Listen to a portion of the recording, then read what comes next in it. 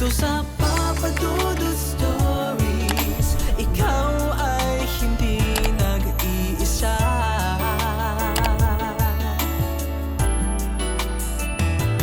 Dito sa Papa Dudut Stories, may nagmamahal sa'yo. Papa Dudut Stories, Papa Dudut Stories. Dear Papa Dudut, sa lahat po ng mga nakatutok ngayon, huwag pong kalimutan mag-like, mag-share at mag-subscribe. Maraming salamat po sa inyong lahat.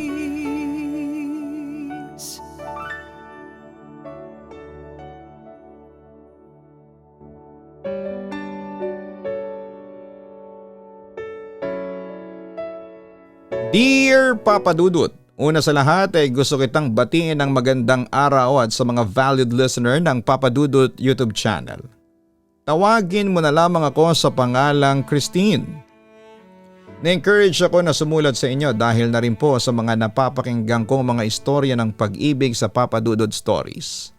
Samantala kasama ko sa aking kwento ang aking kaibigang si Randy. Siya ang aking childhood friend. Noong nasa elementary pa lamang ako ay nakilala ko si Randy. Anak siya ng kaibigan ng aking ina na taga-probinsya at nagbabakasyon sa Maynila tuwing summer. Sa una naming encounter ay medyo may pagkamahiyain siya. Kagaya ko. Ako yung tipong kapag hindi mo kinausap ay hindi rin nagsasalita. Pero aaminin ko na love at first sight ako nang makita ko siya. May itsura naman kasi siya at halos lahat ng mga kaibigan ko na babae ay may crush sa kanya. Mabait kasi siya at magiliw magsalita at higit sa lahat ay laging mabango. Papa Dudut, lumipas sa mga araw ay nagkapalagayan na rin kami ng loob. Sumali na siya sa tambayan namin ng aking mga kaibigan tuwing gabi. At minsan nga na kami lang dalawa ang nasa tambayan ay nakapag-usap kami ng seryoso. Sinabi niya sa akin na matagal na pala niya akong gusto. Naiilang lamang siya sa iba naming kaibigan at kinakabahan sa aking magiging reaksyon dahil first time daw niyang manligaw ng babae. Ako naman dala na rin ang kabataan ay umamin na rin na may pagtingin din sa kanya. Pero sinabi ko sa kanya na ligawan niya rin ako ng formal sa aming bahay. At ginawa naman niya at ang nakakatuwa pa dito ay kasama pa ang kanyang mama noong unang beses na dumalaw siya sa amin. Papa Dudut, naging katatawanan tuloy ang nangyari dahil inaasar kami ng mga kapatid ko at kapatid niya pati na rin ang iba pa naming mga kaibigan. Pero kahit na ganon ay nagpatuloy pa rin sa panliligaw sa akin si Randy. Hanggang sa isang araw.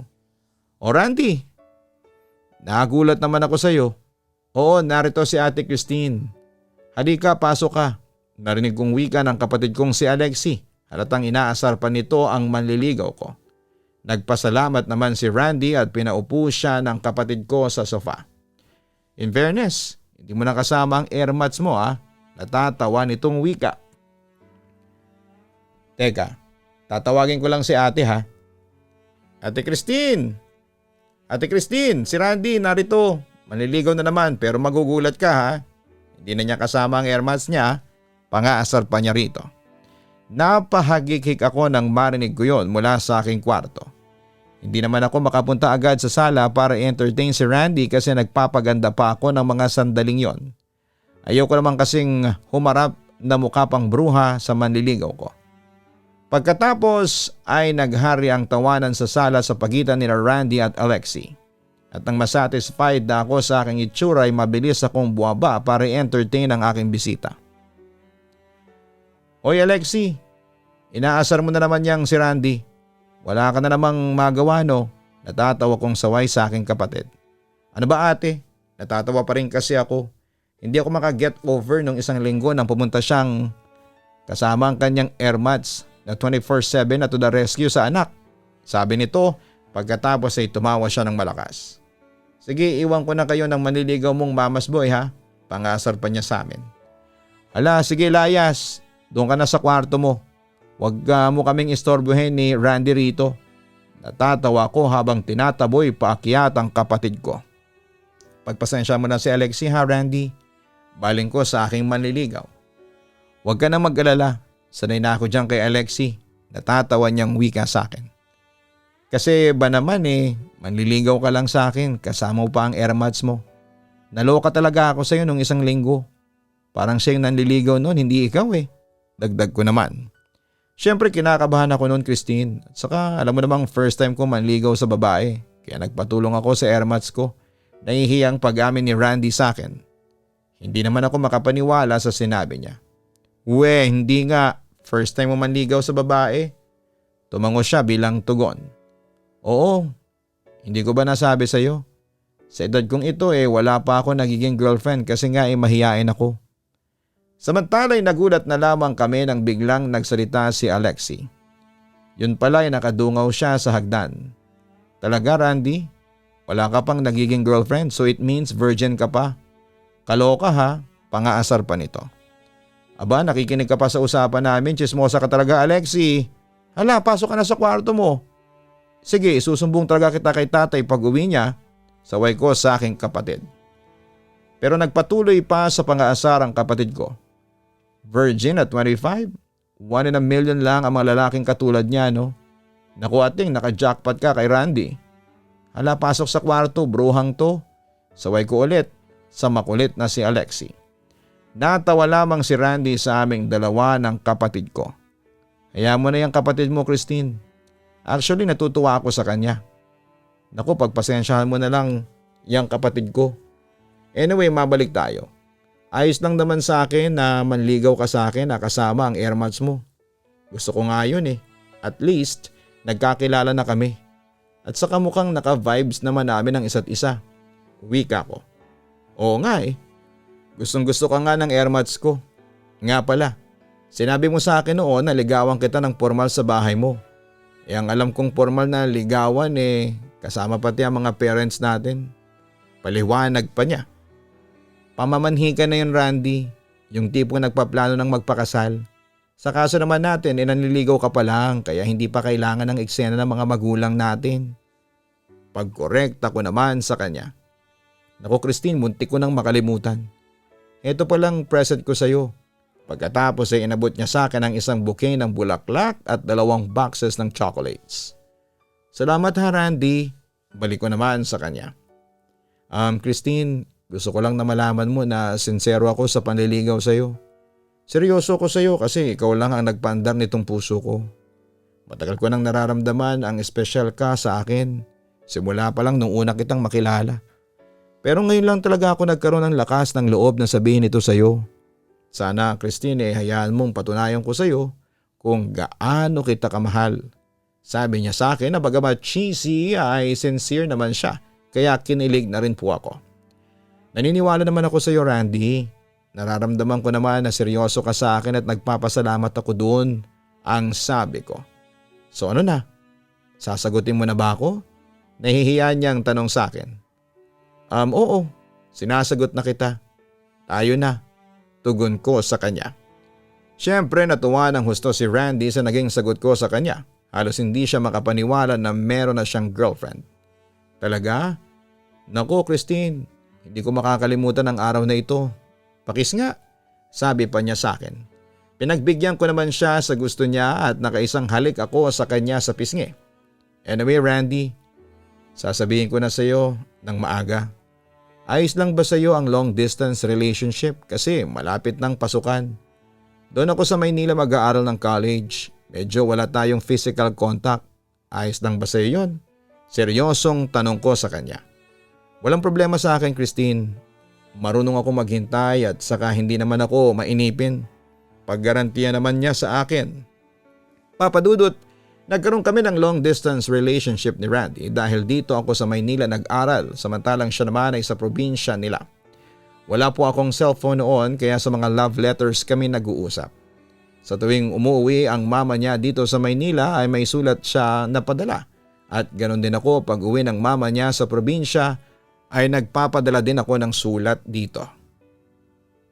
Papa Dudut, tuwing sasapit naman ng summer ay pumupunta siya ng Maynila para magkita kami. Doon ay madalas niya akong bigyan ng mga regalo at madalas din kaming mamasyal sa labas. Almost perfect na nga ang relasyon namin kaya marami ang naiinggit sa amin. Pero Papa Dudut, hindi maiwasan talaga sa isang relasyon ang mga pagsubok. Marami kasi akong naririnig sa kanya na may ibang babae na nanalink kay Randy. Pero hindi ako nagpatalo sa sinasabi ng ibang tao at sa mga kapatid ko kasi naniniwala ako na mahal ako ni Randy at hindi niya ako lolokohin. Tiniis ko yon. Lalo na kapag sumasapit ang Valentine's at wala na akong natatanggap na mga flowers or chocolates. Iniisip ko na lang na baka busy lang siya sa studies niya. May kaunting kirot pero kinakaya ko naman. Pero hindi rin nagtagal ang aming relasyon dahil isang gabi. Randy, ano ba nangyayari sa'yo? Bakit parang nalalamig ka na sa akin? May problema ka ba? Sabihin mo na sa akin. Nag-aalalang tanong ko sa kanya. Wala, Christine. Tipid na sagot niya sa akin. Anong wala? Randy, hindi ito normal.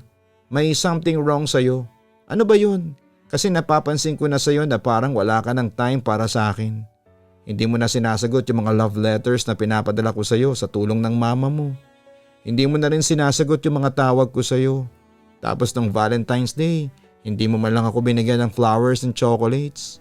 Ano, busy ka lang ba sa studies mo? Kaya mo ako nakakalimutan o talagang ayaw mo na sa akin? Masinsinang tanong ko sa kanya.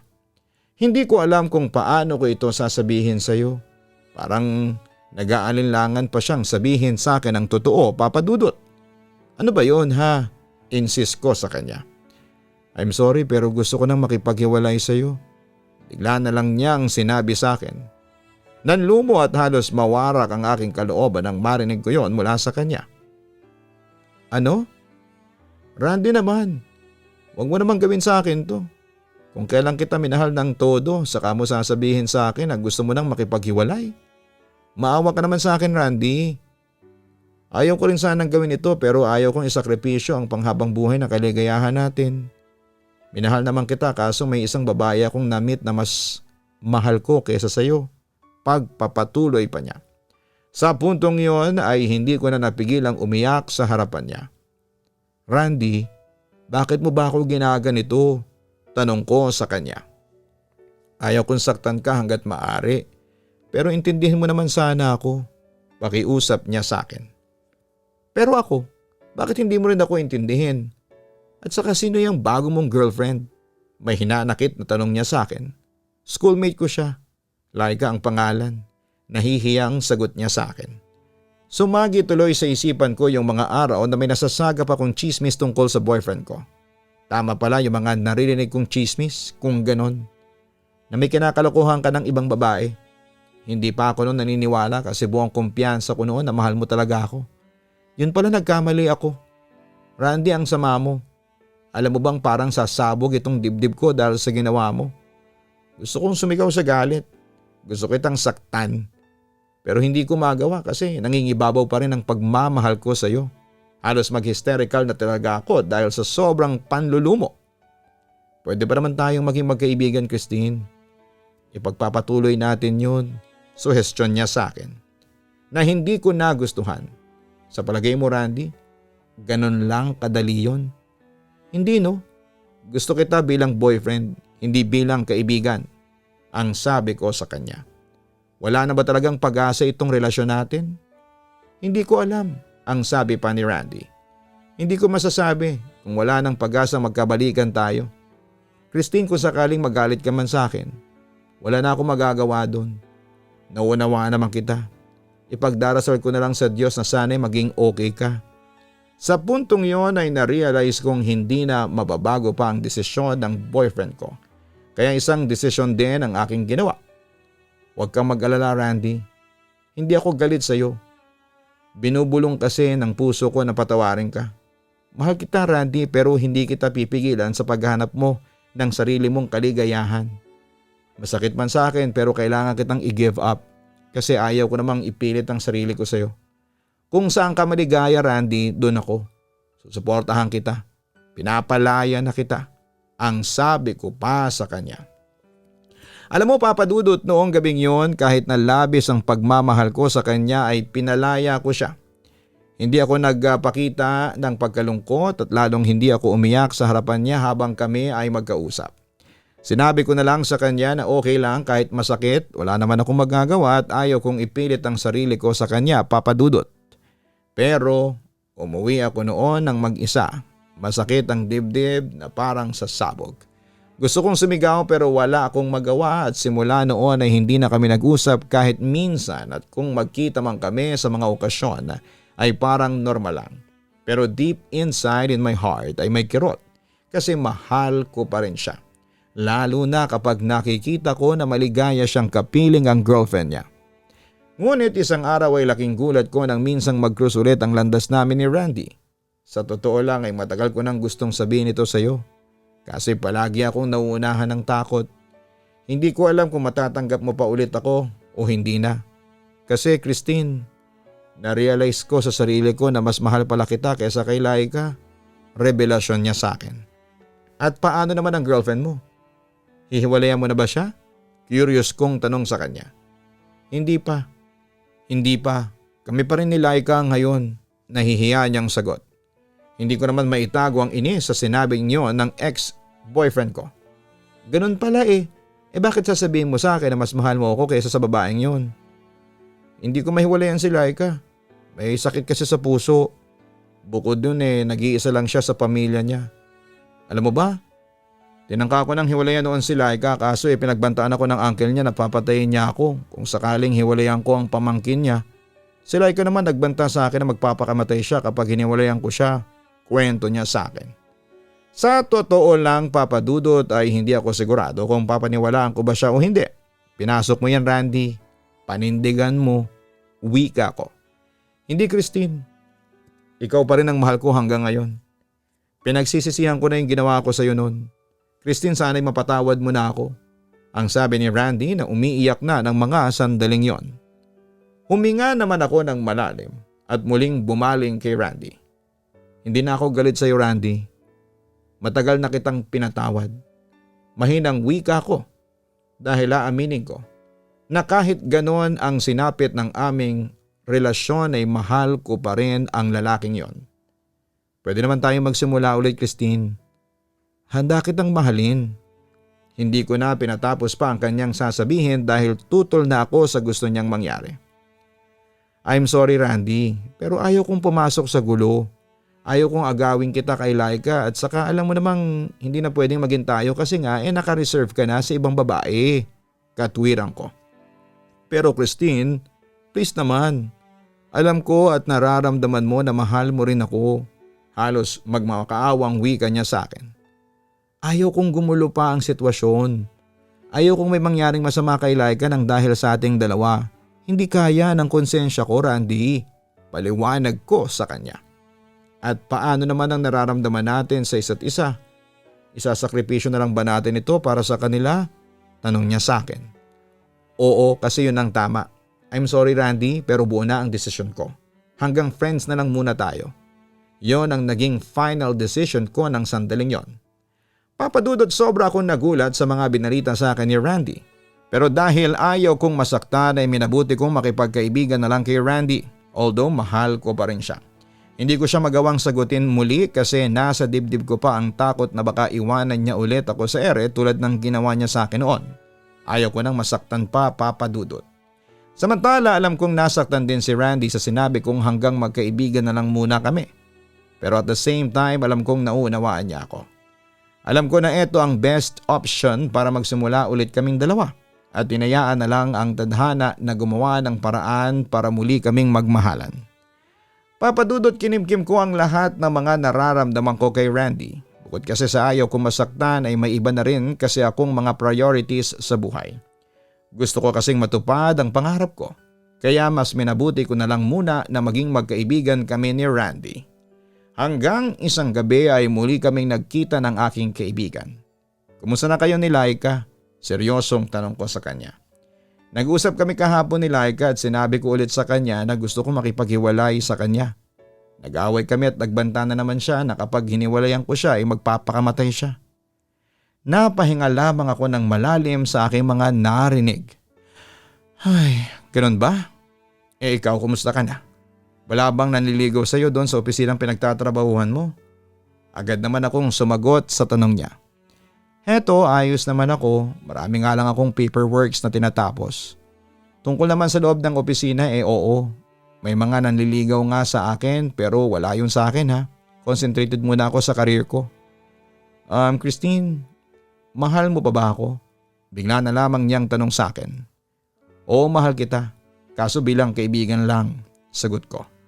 Aaminin kong mahal ko si Randy ng higit pa sa isang kaibigan pero kailangan kong magtimpi at pigilan ng sarili ko dahil ayokong makasira ng relasyon. Nagsinungaling ka. Nakikita ko sa mga mata mo na mahal mo pa rin ako. Nanunubok niyang kontra sa sinabi ko. Inaamin ko naman Randy na mahal pa rin kita. Kaya nga ako nasasaktan sa tuwing nakikita kitang kasama yung girlfriend mo. Pero ano magagawa ko? Hanggang dito lang talaga tayo. Pag-amin ko. Christine, magtana na tayo. Magpakalayo-layo tayo. Magsama tayo, total naman nagmamahalan tayong pareho. Bigla niyang suhestyon sa akin. I'm sorry pero hindi ko gagawin yan. Ayaw kong magpakamatay ang girlfriend mo nang dahil lang sa akin. At saka bakit ngayon mo lang sinabi sa akin yan? Bakit ngayon mo lang ako pinaglalaban? Sana Randy noon mo pa ginawa yan. Ngayon lang ako nagkaroon ng pagkakataong ipaglaban ka, Christine. Sana naman ay hayaan mo ako. Hindi ko na siya pinatapos magsalita dahil alam kong wala rin namang patutunguhan ang pagmamahala namin. Hindi ako makakasama sa iyo. Bakit? Una, ayaw ko pang mag-asawa. Hindi pa ako handa sa responsibilidad. At saka marami pa akong pangarap sa buhay. Gusto kong magkaroon ng mataas na posisyon sa opisinang pinagtatrabahuhan ko. Gusto kong iahon sa hirap ang pamilya ko. Marami akong gustong patunayan sa sarili ko at hindi ko magagawa yon kung sasama ako sa iyo. Paliwanag ko. So sinasabi mo sa akin na hadlang ako sa buhay mo, ganun ba? Tila nasasaktan na sabi pa sa akin ni Randy. Hindi naman sa ganun, pero sana'y intindihin mo naman ako. Sana noon pa natin ginawa ito. Noon kasi ikaw lang ang priority ko sa buhay. Pero simula nung iniwan mo ako, dumami ang priorities ko Patawarin mo ako Randy. May tamang panahon para dyan. Katwiran ko sa kanya at sa huli ay nag-sink in na naiintindihan naman niya ang mga sinabi ko.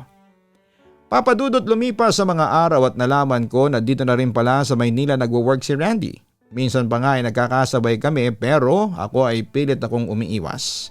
Siguro'y dahil ayoko nang maramdaman ang sakit.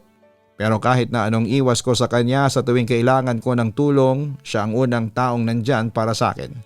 Minsan kapag nahihirapan akong sumakay pa uwi ay biglang madadaanan niya ako at aalukin na sumabay na sa kanya. Sa tuwing may gimmick ang barkada at tipsy na ako, siya pa rin ang naghahatid sa akin. Feeling nga ng ibang tao ay kami na ulit pero sinasabi naman niya na best friends lang kami. Iniisip ko na lang na siguro'y bumabawi lamang siya sa panahong hindi niya nagawa noon sa akin ang mga bagay na yon. Papadudot pilit ko mang ibalik ang nakaraan. Alam ko na hindi na po pwede, naka-reserve na ang taong mahal ko sa ibang babae. Ngunit isang gabi, isang balita ang natanggap ko na siyang nagpagimbal ng todo sa akin. Tumawag sa akin ang nanay ni Randy para ibalita sa akin ang isang nakakagimbal na balita na siyang nagpanginig ng buong katawan ko. Christine, si Randy. Narinig kong umiiyak na boses ng mama ng kaibigan ko. Agad naman ako nag-worry at tumaas ang balahibo ko sa katawan. Tita Ana, bakit po kayo umiiyak? Ano bang nangyari kay Randy? Tanong ko. Si Randy nahulog siya sa building kanina habang nagsasabit ng signal device. Dead on arrival siya sa ospital. Garalgal na wika ng mama ni Randy. Papadudot, nanginig ako ng mga sandaling yon at matagal na hindi nakapagsalita. Tapos ay nagpa siya akong puntahan ang burol ng aking ex-boyfriend at kaibigan. Nung makita ng dalawang mata ko ang malamig na bangkay ni Randy, ay doon na tumulo ang luha ko at nanlumo ako sa mga nakita ko. Papadudot, sobra akong nasaktan. Kasi ang taong matagal ko nang minahal ay wala na. Kung kailan naging close kami ulit, sa isa't isa ay nawala pa siya. At ang kinakasama pa ng loob ko ay hindi ko nasabi sa kanya na minamahal ko pa rin siya. At nang dumating ang araw ng libing ni Randy ay halos mawala na ako ng lakas. Papadudot, sising-sisi ako kasi hindi ko man lang naipakita at naiparamdam sa kanya na mahal ko siya. Pagkatapos ng libing ay walang araw at gabing hindi ako umiiyak. Pinagpapanalangin ko na sana'y magpakita sa akin ang kaluluwa ni Randy para masabi ko sa kanya ang lahat ng hindi ko nasabi. Hanggang sa isang araw ay muli akong pumunta sa puntod ni Randy. Ate Christine, huwag ka nang umiyak. Tanggapin na lang natin na wala na si Randy. Naiiyak na wika ni Alexi sa akin. Alexi, nakukonsensya ako. Nireject ko siya noon. Yung pagmamahal sa akin ni Randy. Bakit ganun? Kung kailan nawala na siya ay saka ko nalaman sa sarili ko na mahal ko siya. Pagtatapat ko. Inagod naman ang kapatid ko ang aking likuran. Tahan na ate. Hindi ko pa rin matanggap na wala na si Randy. Kung maibabalik ko lang sana ang panahon. Ipapakita at ipaparamdam ko sa kanya na importante siya sa akin. Wika ko na may halong panghihinayang. Huwag ka nang umiyak ate please. Nasaan mo ngayon si Randy? Tiyak na malulungkot yon kapag nakita kanyang umiiyak. Huwag ka nang mag-alala ate at mahal na mahal ka rin ni Randy. Sabi pa ng kapatid ko sa akin. Napatingin naman ako sa kanya na siyang pagyakap naman sa akin ng aking kapatid. Ate tahan na. Sabi pa niya ulit sa akin. Alam ko mawala man ang pisikal na katawan ni Randy dito sa lupa. Naniniwala ako na narito lang siya sa tabi natin. Binabantayan ka. Kaya huwag ka nang malungkot. Alam ko na masaya na siya sa piling ng Diyos. Sabi pa niya sa akin ng aking kapatid. Samantala ilang araw akong nagluksa pagkaraang mailibing si Randy. Hindi ako kumain at hindi makatulog dahil palagi akong umiiyak sa tuwing naaalala ko ang mga masasayang araw namin. Hanggang sa isang gabi ay nagparamdam si Randy sa aking panaginip na siyang hindi ko makakalimutan. Huwag ka nang umiyak. Mahal ko, nasasaktan kasi ako kapag nakikita kitang umiiyak. Malungkot na wika ni Randy sa akin. Randy, kahit alam kong patay ka na, pero masaya ako ngayon kasi kasama kita. Parang buhay na buhay ka. Ngumiti naman siya sa akin at nagsalita. Mahal ko talagang buhay ako. Diyan sa puso mo. Kahit na wala na ako sa lupa, mananatili akong buhay at handang maging protector mo habang nabubuhay ka. Pangako hindi kita iiwanan. Mamahalin kita ng wagas at ipagdarasal kita na sana'y maging masaya ka sa buhay mo. Pangako pa niya sa akin. Hindi ko maiwasan sa akin ang umiyak kasi biglaan ang pagkawala mo. Hindi ko man lang nasabi sa iyo na mahal kita. Higit pa sa kaibigan. Sana'y patawarin mo ako kung hindi ako sumama sa iyo na magtana noon. Ngayon ko lang na-realize na mahalaga ka kesa sa mga pangarap ko. Pag-amin ko sa kanya. Huwag mo nang isipin yon. Ang mahalaga ay nalaman ko na mahal mo rin pala ako. Wika niya sa akin. Maraming salamat sa pagdating mo sa buhay ko, Randy. Kahit na hindi man ikaw ang nilaan ng Diyos para sa akin ay naging masaya ako sa piling mo. Sa konting panahong pagsasama natin, natutunan ko kung paanong umibig ng wagas. Randy, hindi kita makakalimutan, ang sabi ko pa sa kanya. Sa puntong yon ay hinawakan niya ang aking mga kamay. Hindi rin kita makakalimutan, Christine. Dadalhin ko ang alaalang yon saan man ako magpunta. Pahayag niya sa akin. Alam kong darating ang panahon na mamamatay din ako. Kapag dumating ang panahon na yon, sana gusto ko ikaw ang unang sasalubong sa akin. Ipangako mo yan sa akin ha?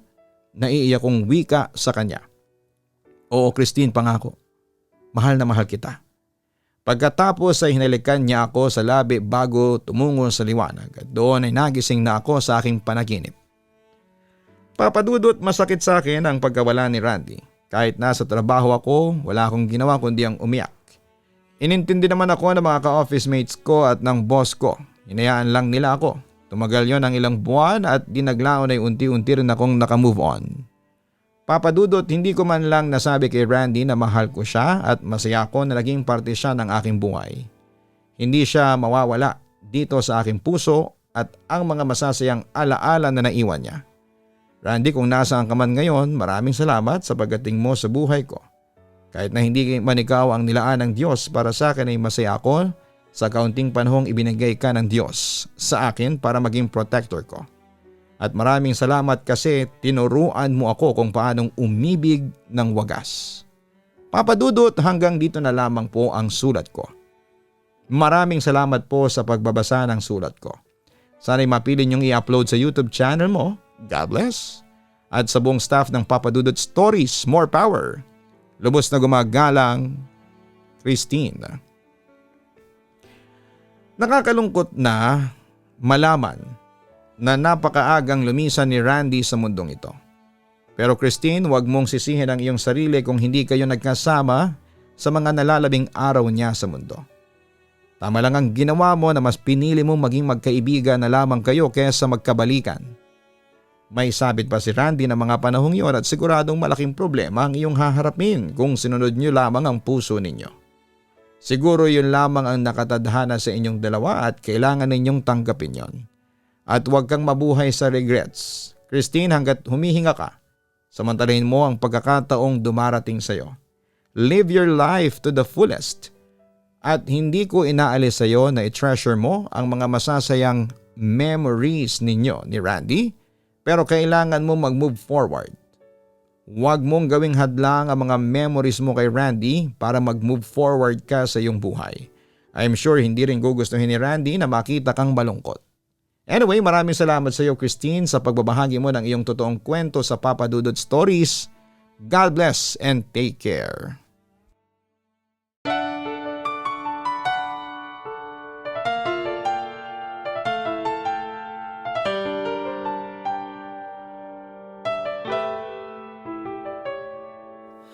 Ang buhay ay mahiwaga, laging may lungkot at saya. Sa Papa Dudut Stories, laging may karamay ka.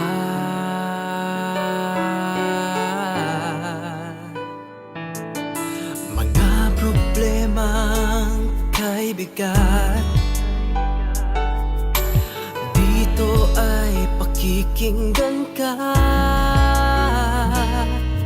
Sa Papa Dudut Stories, kami ay iyong kasama. Dito sa Papa Dudut Stories, ikaw ay hindi nag-iisa.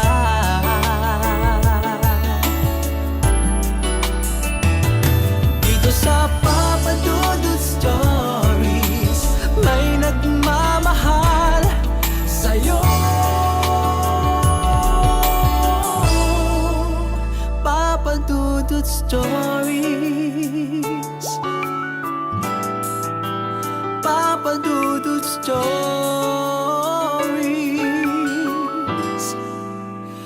Papa Dudut Stories.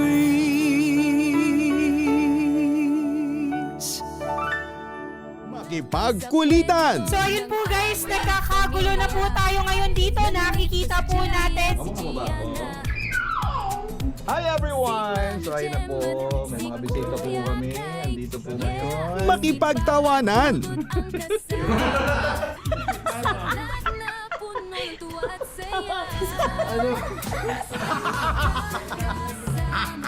At minsan, makipag-iyakan.